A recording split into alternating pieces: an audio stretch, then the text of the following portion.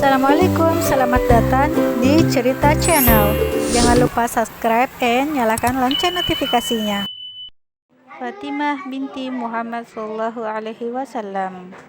Fatimah merupakan putri bungsu Rasulullah dengan Khadijah. Meskipun lahir di keluarga yang serba ada, Fatimah kecil tidak memiliki ibu susu seperti layaknya anak-anak suku Quraisy saat itu. Ibundanya sendiri, Khadijah, yang menyusui Fatimah kecil. Selain dekat dengan ibundanya, Fatimah juga dekat dengan Rasulullah, ayahandanya. Bahkan, Rasulullah pernah berkata, "Fatimah adalah darah dagingku. Apa yang menyusahkannya juga menyusahkanku, dan apa yang mengganggunya juga menggangguku." Hadis riwayat Ibnu Abdil Bar. Ketika Fatimah berusia 5 tahun, peristiwa pengangkatan Nabi Muhammad terjadi. Sejak saat itu, kehidupan Fatimah berubah total. Namun, karena usianya yang masih kecil, Fatimah belum paham seberapa sulitnya hidup kaum muslimin saat itu. Namun, semakin hari dia semakin paham bahwa banyak orang membenci ayah serta ibunya. Banyak orang yang dulu bekerja dengan mereka, akrab dengan mereka, kini semuanya menjauh. Bahkan, paman dan keluarganya sendiri pun memusuhi ayahnya. Suatu ketika, Fatimah kecil melihat orang-orang menaruh kotoran unta saat ayahnya sedang sholat.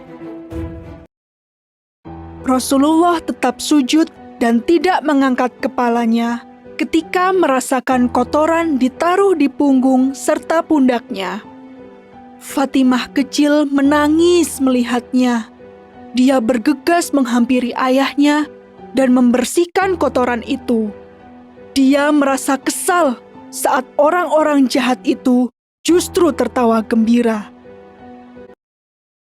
Semakin hari, kekejaman kaum Quraisy semakin meningkat.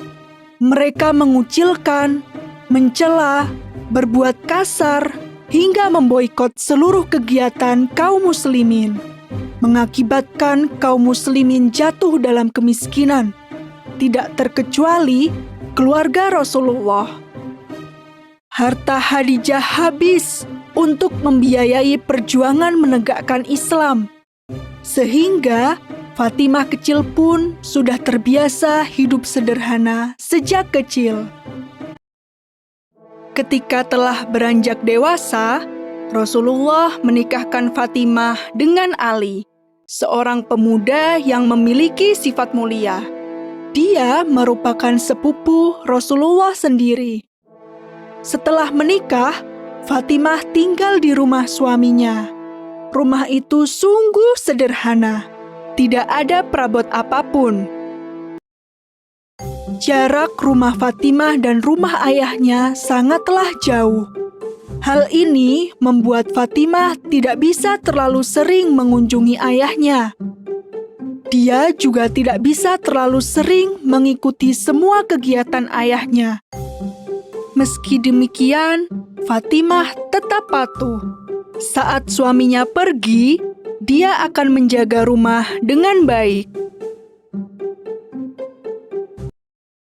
Setelah Khadijah, istri tercinta wafat, dan Fatimah, anak perempuannya, tinggal begitu jauh, Rasulullah merasa sedih dan kesepian. Rasulullah berencana untuk memberikan Ali dan Fatimah rumah yang lebih dekat. Salah satu sahabat, Haritsah bin Nu'man, mendengar kabar ini, dan dia pun merelakan rumahnya untuk ditinggali oleh Fatimah. Subhanallah. Fatimah terbiasa mengerjakan semua pekerjaan rumah sendirian, mulai dari membersihkan rumah, memasak, mencuci baju, hingga mengambil air. Hidupnya begitu sederhana. Pakaiannya selalu penuh debu dan arang. Kehidupan Fatimah semakin lengkap ketika dia memiliki 4 orang putra dan putri. Mereka adalah Hasan, Husain, Zainab, dan Ummu Kulsum. Rasulullah sangat sayang kepada para cucunya, terutama Hasan dan Husain. Bahkan Rasulullah berkata, "Keduanya adalah permata hatiku di dunia." Hadis riwayat Bukhari. Mengurus rumah sekaligus mengurus anak-anak sendirian bukan hal yang mudah.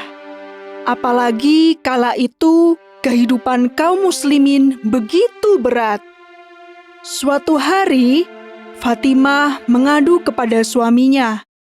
Saat itu, Fatimah berpikir, bagaimana kalau kita meminta kepada Rasulullah 1 tawanan perang sebagai pembantu? Namun, Rasulullah menolak permintaan putrinya itu. Saat itu, ada kebutuhan yang lebih mendesak, yaitu menjual para tawanan perang itu, dan uang hasil penjualan itu akan digunakan untuk membeli persediaan makanan bagi seluruh kaum muslimin. Fatimah dan Ali bisa menerima alasan itu. Namun, tetap saja hati mereka merasa pedih. Sebelum lanjut, jangan lupa like, subscribe, dan nyalakan lonceng notifikasinya serta komen di bawah. Malam harinya, Rasulullah menemui putri dan menantunya itu.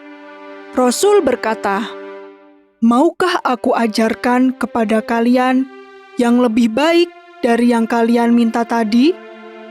Jika hendak tidur, bacalah takbir 33 kali, tasbih 33 kali, dan tahmid 33 kali. Ini lebih baik dari seorang pembantu." Hadis riwayat Bukhari. Peperangan terus saja terjadi antara kaum muslimin dan orang-orang yang membenci Islam. Fatimah dan wanita-wanita lain pun ikut berjuang. Mereka bertugas untuk mengobati prajurit yang terluka serta menyiapkan makanan dan minuman. Dalam perang Uhud, hati Fatimah pilu kala dia harus merawat tubuh ayahnya yang terluka.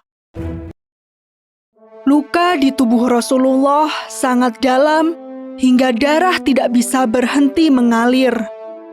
Dengan sabar, Fatimah merawat ayahnya hingga sembuh. Meski harus berhadapan dengan maut setiap hari, Fatimah tidak pernah takut. Dia terus berjuang bersama ayah, suami, dan semua kaum muslimin lainnya. Suatu hari, Rasulullah sakit parah hingga tidak bisa bergerak. Fatimah pun menjenguk ayahnya. Saat itu, Rasulullah membisikkan sesuatu kepada Fatimah. Namun, Fatimah tidak mau memberitahukan kepada siapapun tentang apa yang dibisikkan oleh ayahnya. Tak lama setelah itu, Rasul pun wafat. Barulah setelah ayahnya wafat, Fatimah kemudian bercerita tentang apa yang dibisikkan oleh ayahnya.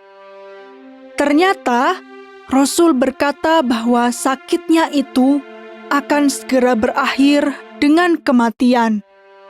Dan Fatimah merupakan keluarganya yang menyusulnya paling cepat. Rasul juga berkata bahwa Fatimah adalah pemimpin para wanita di surga selain Maryam binti Imran. Dan ternyata benar, 6 bulan setelah Rasulullah wafat, Fatimah sakit parah dan kemudian menyusul sang ayah.